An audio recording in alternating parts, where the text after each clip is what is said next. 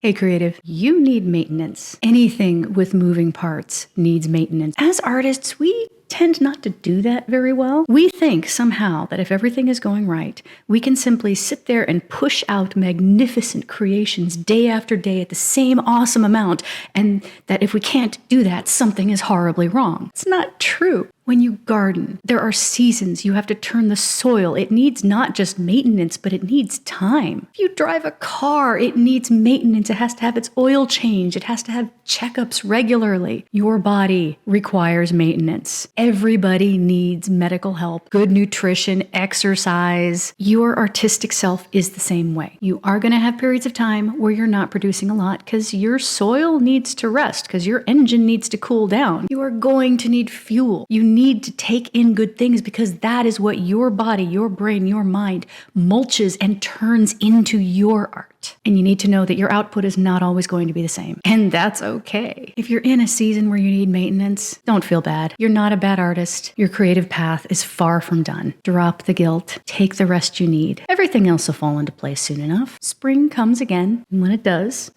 you'll bloom. Now sit down with me and let's make something new.